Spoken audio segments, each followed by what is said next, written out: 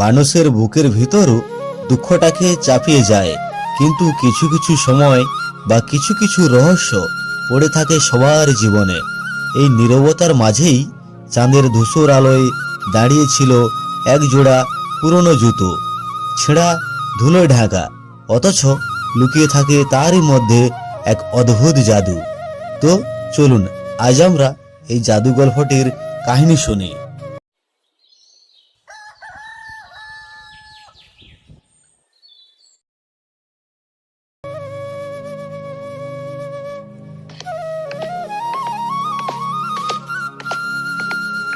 বাবা রবিন, ওঠ বাবা, দেখ অনেক বেলা হলো, আর কত ঘুমাবি তুই?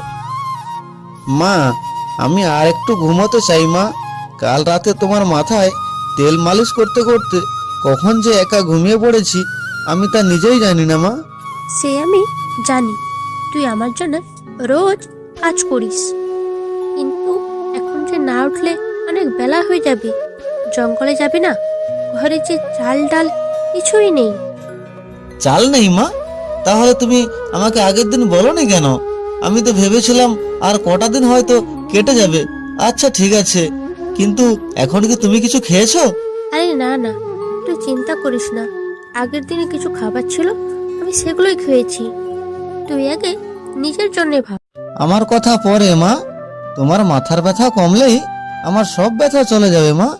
তুমি দেখো না মা, আজ আমি অনেকগুলো কাঠ কেটে আনবো, আর সেই টাকা দিয়ে গ্রামের থেকে বড় ডাক্তার আর কবিরাজ এনে তোমার চিকিৎসা করাবো। শহর থেকে? ওই ওষুধের তো অনেক দাম। বাবা, তুই এত টাকা পাবি কোথায়?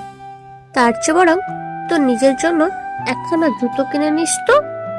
তুমি ভালো হওয়ার মতো আর কিছু ভালো আমার চাই না মা। বাবা তো আমায় দেখে যেতে পারেনি, তাই তুমিই আমার বাবা আর তুমিই আমার মা। তোমাকে ভালো রাখার দায়িত্ব আমার।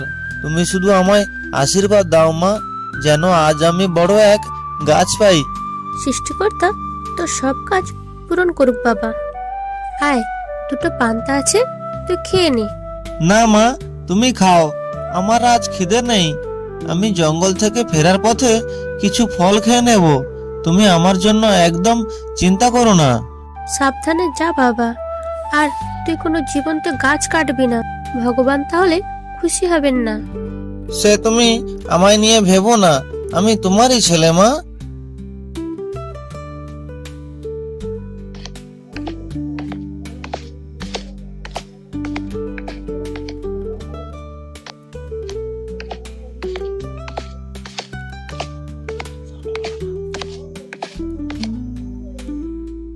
আশেপাশে কোনো মরা গাছও দেখছি না। মা বাড়িতে একা, তাকে পালন করতে হবে, তার ওষুধ কিনতে হবে। কত দেরি হয়ে গেল এখানে। উফ, পাটাও খুব ব্যথা হয়ে গেল। যদি আমার একজোড়া জুতো থাকতো তাহলে আমার আর কোনো চিন্তাই হতো না। রবিন একটু আনমনা হয়ে জঙ্গলের এমন গভীরে চলে আসলো যে সে আগে কখনোই এই জায়গায় আসেনি। জায়গাটি ছিল অদ্ভুত শান্ত আর সুন্দর। সে হঠাৎ দেখতে পেল একটি ঝোপের আড়ালে কি যেন নড়ে উঠল। ওটা কি? কেউ কি কিছু ফেলে গেল এখানে? এ কি অবস্থা তোমার? তুমি ভয় পেও না, আমি তোমাকে সাহায্য করতে এসেছি। আমি তোমার কোনো ক্ষতি করব না, ভয় পেও না তুমি। চুপ করে থাকো, আমি দেখছি কি করতে পারি তোমার জন্য। রবিন একটু হতভম্ব হয়ে যায়। তারপর এদিক ওদিক তাকিয়ে কিছু জংলি গাছের ডাল জোগাড় করে ফেলল। সেই ডালের গুঁড়ো নিয়ে পশুটির কাটা ঘায়ে লাগিয়ে দেয়।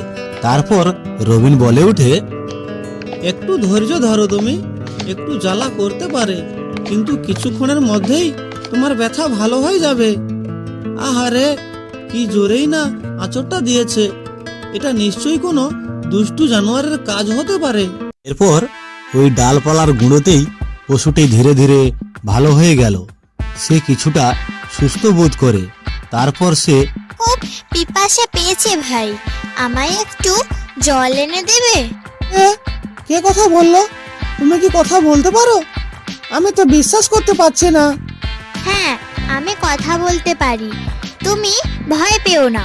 তুমি আমার প্রাণ বাঁচিয়েছো, তোমার কোনো ভয় নাই।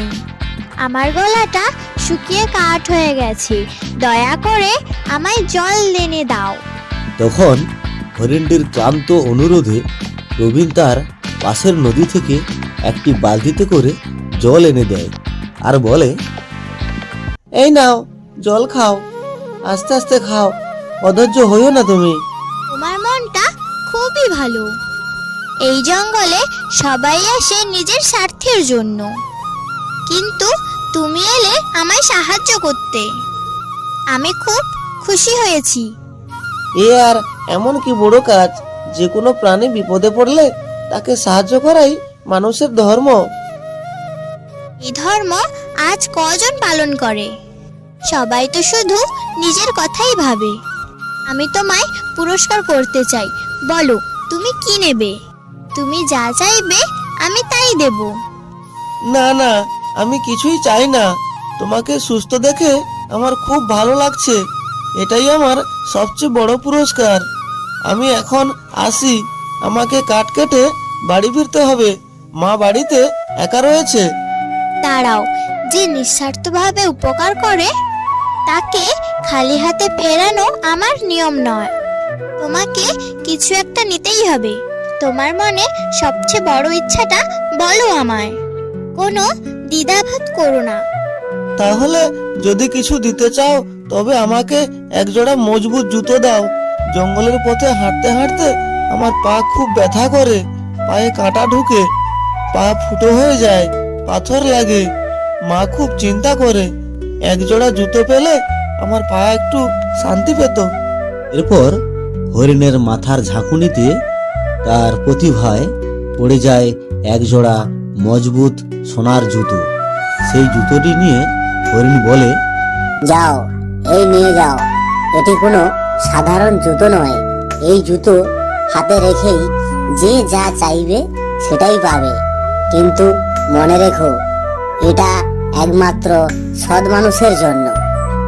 তুমি এটি নিশ্চিতভাবে ব্যবহার করতে পারো, কিন্তু মনে রাখো, কোনো অকর্ম বা অসৎ কাজে লাগানো যাবে না। এই বলে হরিণটি ওখান থেকে কিছুটা দূরে যাওয়ার পর অদৃশ্য হয়ে যায়। এদিকে মনের আনন্দে রবিন এক থলেতে নিয়ে সেই জুতো হাঁটতে হাঁটতে বাড়ির দিকে রওনা হলো। তারপর মাঝ রাস্তায় এক ভয়ানক বিপদের মুখে পড়ে। এক দৈত্য এসে সামনে হাজির হয়। তারপর সে গম্ভীর গলায় বলে, হ্যাঁ বেটা, তুই কি নিয়ে যাচ্ছিস? তোর সম্পূর্ণ থলেটি আমার চাই, না হলে আমি এখানেই তোকে শেষ করে দেব। তখন রবিন একটু কাঁদু কাঁদু হয়ে বলে, না, আমি এটা দেব না। আমি সৎ পথে থেকে সৎ কর্ম করেই এখানটায় আমি নিয়ে এসেছি। তুমি আমায় ছেড়ে দাও, আমার বাড়িতে মা একা রয়েছে। এই কথা বলার সঙ্গে সঙ্গেই দৈত্যটি তার চোখের সামনে অদৃশ্য হয়ে যায়। সে আবার মনের আনন্দে তার মায়ের পাশে ফিরল। বাড়িতে তার মা প্রথম রবিনকে দেখেই বলে, কি বেটা, তুই আজ কিছুই নিয়ে এলি না? বাড়িতে তো কিছুই নেই, তুই তো শুনে গেলি এইভাবে। এরপর রবিন সেই জুতোগুলো নিয়ে তার মায়ের সামনে রেখে বলে, এই নাও মা, আমি এই জাদু জুতোটি নিয়ে এসেছি। এখন বলো তুমি কি চাও? এই জুতো সবকিছুই আমাদের দেবে, আমরা আর গরিব থাকবো না মা। এইভাবেই তাদের জীবন ও তাদের পরিবারটি সুখে বাস করতে লাগলো। হ্যালো আমার ছোট্ট খাট্ট কার্টুন প্রিয় বন্ধুরা, আমাদের এই গল্পটিকে সম্পূর্ণ দেখার জন্য অসংখ্য অসংখ্য ধন্যবাদ থাকলো। এবং আমাদের এই গল্পটি যদি একটুখানি ভালো লেগে থাকে তাহলে লাইক, কমেন্ট, শেয়ার ও সাবস্ক্রাইব করতে ভুলো না যেন।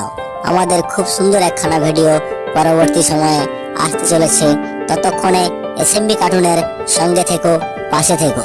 ধন্যবাদ।